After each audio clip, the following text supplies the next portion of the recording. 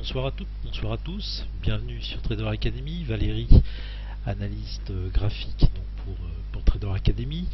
J'ai décidé ce soir de vous présenter sur plusieurs fenêtres de temps une analyse graphique de l'indice italien, donc ITA 40, et on va démarrer par l'unité de temps hebdomadaire. Nous sommes le 20 mars 2015, donc vous voyez que cet indice, eh bien, il évolue selon une structure à plat, ici un flat, en 3 temps, A, B et C. Donc vous savez qu'une structure flat se décompose en 3, 3, 5, donc 3 temps pour la vague A, 3 temps pour la vague B et 5 temps pour la vague C.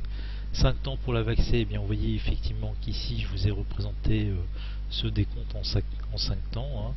Donc on attend donc une vague 5. Ici nous sommes en train de réaliser cette fameuse vague 5 et nous verrons dans les unités de temps inférieures comment on peut un peu mieux la schématiser, la représenter. Alors ici vous avez un canal, hein, nettement qu'on peut tracer assez facilement, hein, pris sur les plus hauts, avec ici plusieurs points de contact sur le support et qu'on peut reporter ici sur les plus bas, et on voit qu'on a donc un canal avec sa médiane. Voilà, donc je vous propose de faire un zoom sur le haut de notre vague ici C, hein, donc la partie retracement de la vague 4 et la vague 5 en unité de temps journalière. Voici donc cette vague. Alors on retrouve notre impulsion en 3 temps et cette fameuse vague 4 ici, hein, avec les différents canaux qu'on a vus précédemment. Cette vague 4 qu'on peut encadrer ici par donc des supports résistance, hein, si on essaie de l'ajuster approximativement sur le bas des mèches. On voit donc qu'on a cassé, hein, c'est ce qu'on disait tout à l'heure, on a cassé ici exactement, donc on va repartir en impulsion pour faire une vague 5, hein. Je vous rappelle qu'ici nous étions dans une vague 4.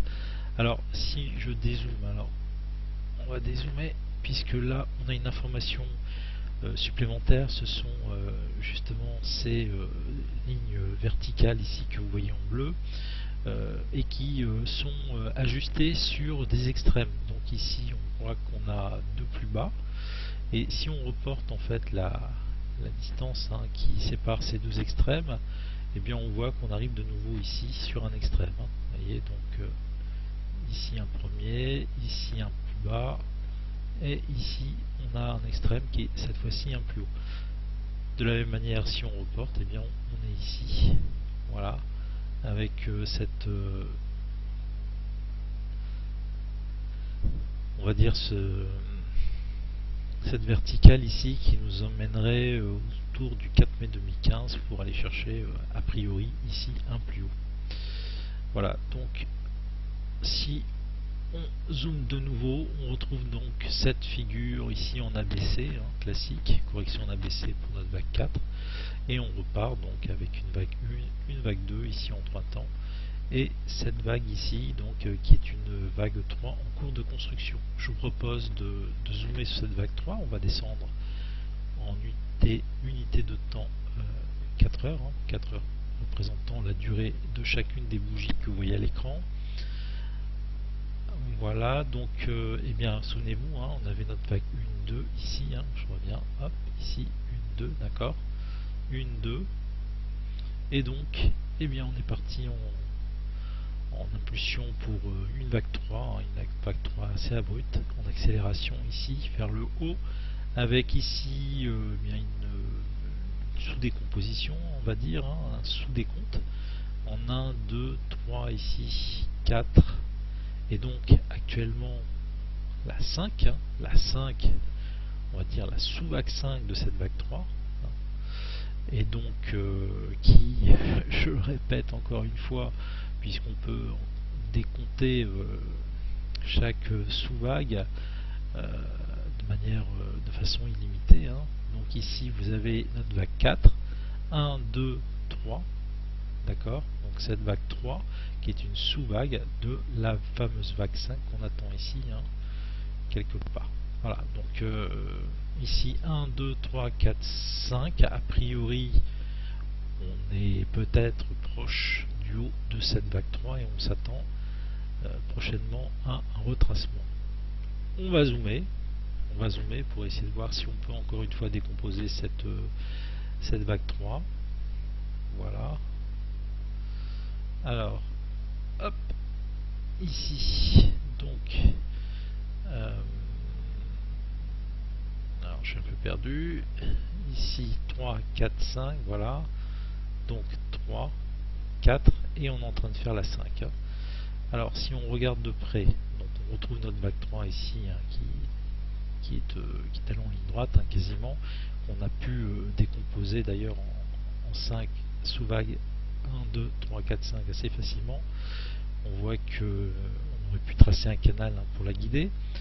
On a retracé ici, donc notre vague 4, et on est en train de faire une vague 5. Alors ici vous voyez, a priori, je dis bien a priori, on vérifiera, mais le fait de chevaucher ici et donc de venir à l'intérieur ici de notre sous-vague 2, c'est ne pas obéir à une des règles fondamentales d'Elliott.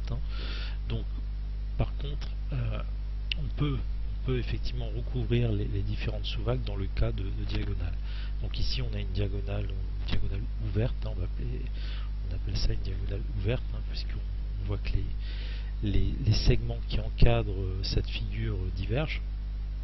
Et donc on pourrait très bien avoir ici une vague 5 formée par cette diagonale ouverte avec une première vague en 3 temps, 1, 2, 3, une vague 2 ici, on voit un peu, pas de manière très, c'est pas très clair, mais on peut deviner qu'ici il y a 3 temps, une vague 3 ici en 3 temps, donc ici une vague 4 en 3 temps, et on a donc une vague 5 en 3 temps. Je rappelle que même dans ce genre de figure, la vague 3 n'est jamais la plus courte des vagues.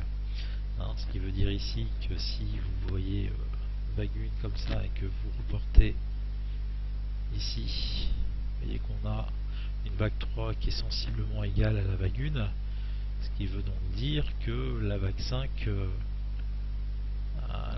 voyez qu'elle est quasiment, on a déjà dépassé en fait la hauteur de la vague 3. Donc prudence quand même sur cette figure en diagonale. Bon, même si on peut considérer que si la vague 3 est égale à la vague, bon, on voit qu'on est un petit peu plus haut que la vague 1 en amplitude. Donc on a une vague 3 qui est malgré tout répond à la fameuse règle qu'elle ne doit pas jamais être la plus courte. Voilà, bon. Ici, je ne vais pas détailler avec vous où on pourrait aller en termes de sommet de vague 5, mais je retenais le principe. Sachez que on est peut-être arrivé ici au sommet de la vague 3, donc on va s'attendre ici à un retracement qui va être un peu plus important que les retracements qu'on a connus précédemment, de manière proportionnelle, on va dire, à cette vague 2, et pour continuer une hausse, puisque vous voyez que si la 3 vient par exemple ici taper cette diagonale et qu'on retrace une vague 4, on ira chercher des plus hauts pour faire notre vague 5. Avec ici, je rappelle encore une fois, 4 mai 2015, un point d'intersection qu'il faudra regarder. Voilà, écoutez, j'aurai l'occasion de revenir de toute façon sur cet indice dans les jours qui viennent.